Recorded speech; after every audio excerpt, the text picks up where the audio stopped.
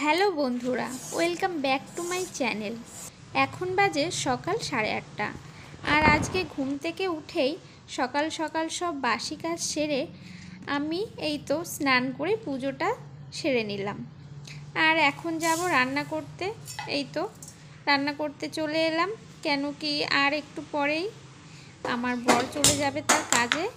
আজকে সকালে তেমন কিছুই রান্না করব না, শুধু এই ভাতটাই রান্না করব, কেন কি কালকের তরকারি রয়েছে, সেই জন্যই ভাবলাম শুধু ভাত রান্না করি, কারণ আমরা এখন বাড়িতে শুধু দুটো মানুষ আছি, তাই ওইটুকু তরকারিতেই হয়ে যাবে। তাই ভাবলাম এখন আর কিছু করার দরকার নেই, একবারে দুপুরবেলায় রান্না করব। আর আমরা সবসময় চেষ্টা করি দুজনে একসঙ্গে, মানে সকালের খাবারটা একসঙ্গে খাওয়ার। তাতে কি হয়, আমার মনে হয় যেন আমার সকালটা আর পুরো দিনটাই যেন ভালো কাটবে। এই তো ভাত খেতে দিয়ে দিয়েছি আর আমিও সঙ্গে বসে পড়েছি।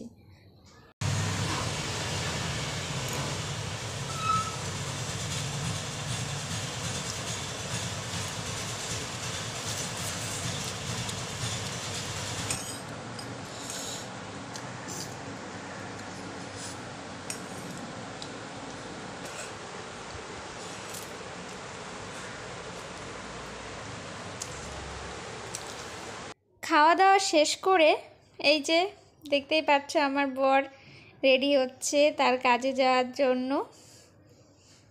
আর এই তো বাইরে প্রচণ্ড রোদ্দুর, তাই একটু বাইরে টাটা দিতে আসলাম।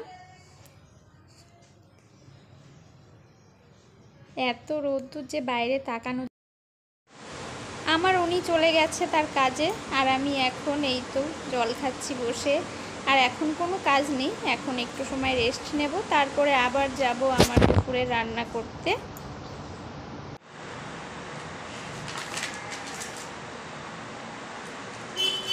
তো বন্ধুরা, আমার রেস্টের টাইম এখন শেষ হয়ে গেছে, আর এখন যেতে হবে আমাকে আবার রান্না করতে, কেন কি এখন বাজে ঘড়িতে 11:20, আর আমার বর ঘরে আসবে 1টার সময়। তো তার মধ্যেই আমার রান্না করে রাখতে হবে। তো চলো যাই রান্নাঘরে রান্না করতে।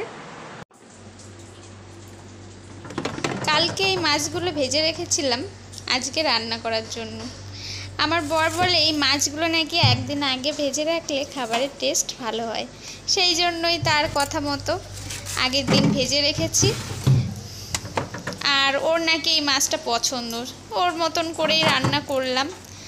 আর এইদিকে ফ্রিজে ছোট ছোট এই মাছগুলোর নাম আমি জানি না কি মাছ, তো এগুলো বের করে নিলাম। আর বন্ধুরা, তোমরা বলতে পারো এই যে ডিমের মাছের ডিমগুলো দেখলে এগুলো দিয়ে আর কি রান্না করা যায়, কেন কি আমি একদিন এগুলো দিয়ে বড়া বানিয়েছি, একদিন তরকারি রান্না করেছি, আর কোনো রেসিপি আমার জানা নেই। তোমাদের যদি জানা থাকে তাহলে আমাকে অবশ্যই বলো মাছের ডিম দিয়ে আর কি বানানো যায়।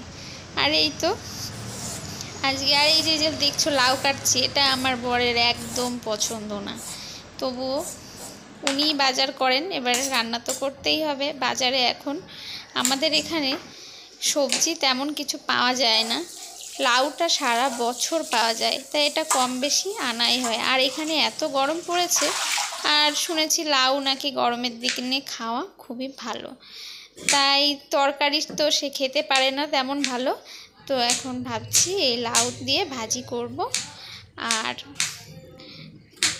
করব হলো কলা দিয়ে তরকারি। এই তো সব কিছু এক এক করে কেটে নিচ্ছি। আর এইটুকু লাউ ভাবছি রান্না করব না, কেন কি দুজন মানুষের জন্য এইটুকুই যথেষ্ট। তারপরে ও তো একেতেই লাউ ভালো খেতে চায় না, আর আমিও অতটা পছন্দ করি না, খাই তবে ভালো খাই না। আর এই তো রান্না বসিয়ে দিচ্ছি, অনেক বেজে গেছে, প্রায় 12টা। আর 1 ঘন্টার মধ্যে আমার রান্না করে রেডি হয়ে থাকতে হবে। রেডি হয়ে কি আমার বর আসে, আমরা খুব তাড়াতাড়ি দুপুরবেলা তাড়াতাড়ি খেয়ে নিই, মানে ঘরে ও আসার সঙ্গে সঙ্গেই খেয়ে নিই, তাই তো আসার সঙ্গে সঙ্গেই ভাবি যাতে খেয়ে কিছু সময় রেস্ট নিতে পারে, সেই জন্য রান্নাটা একটু তাড়াতাড়ি করে রাখি, যাতে ঘরে এসে খেয়ে দিয়ে একটু ঘুমাতে পারে, সেই জন্য।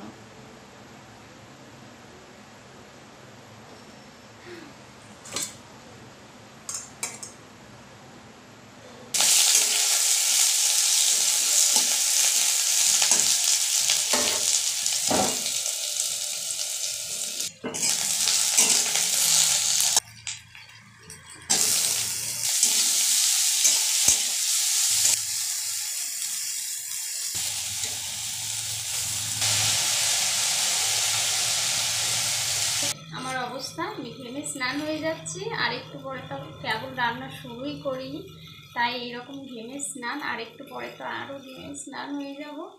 গরমের সময় এই একটা সমস্যা, রান্না করতে যে এত কষ্ট হয়।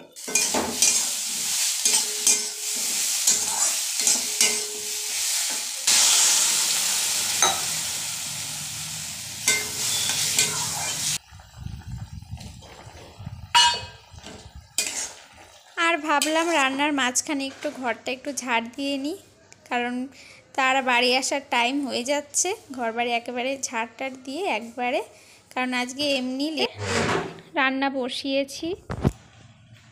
আর এই কী যেন রান্না করেছি, কলার তরকারি, লাউ ভাজি।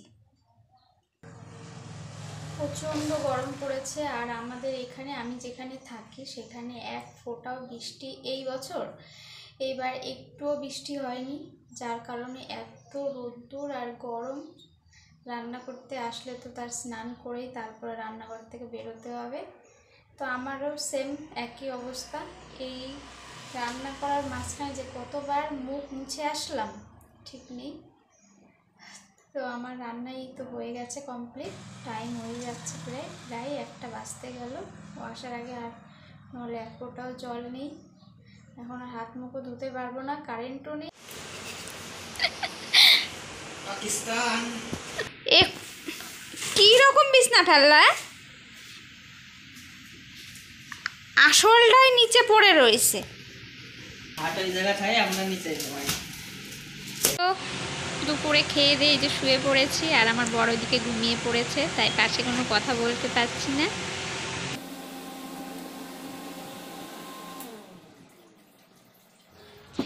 এই তো উঠে পড়লাম, বিকাল হয়ে গেছে বিরাই। আজ সে চলে গেছে তার কাজে, আমি ঘুমাইনি, আমি পাশে শুয়ে শুয়ে ফোন দেখি। আমি বেশিরভাগ দিনই ঘুমাই না, খুব কম। যেদিন অনেক সকালবেলা ঘুম থেকে উঠি সেদিন আর জেগে থাকতে পারি না, সেদিন ঘুমিয়ে পড়ি। বেশিরভাগ দিনই দিনের বেলা ঘুমালে আমার কি হয়, রাত্রেবেলা ঘুম আসতে চায় না। এই জন্যে দিনের বেলা যতটা চেষ্টা করি ঘুমাই না, কারণ রাত্রেবেলা আমার ঘুম না আসলে সেদিন পুরো পরের দিন সকালবেলা খুবই খারাপ লাগে। আর এই যে ভাবছি কি খাবো, তাই চলে এলাম। সকালে দেখলাম একটু ঘুগনি ছিল, সেই ঘুগনি দিয়েই একটা কিছু খাবো। তাই ভাবছি সব রকম স্যালাড কেটে ওই একটুখানি ঘুগনি দিয়ে মাখিয়ে স্যালাডের মতো করেই বানিয়ে খাবো। ঘুগনি তো আর নেই, ঘুগনি একটুখানি, তবে স্যালাড বেশি। ঘুগনির থেকে স্যালাড বেশি হয়ে গেছে, তো কিছু করার নেই। যাই হোক বন্ধুরা, আজকের ভিডিওটা যদি তোমাদের লাগে তাহলে অবশ্যই একটা লাইক, শেয়ার, কমেন্ট করো। আর আমার চ্যানেলটাকে সাবস্ক্রাইব করে আমার পাশে দেখো। আর দেখা হবে নতুন একটা ভিডিওর সঙ্গে। টাটা।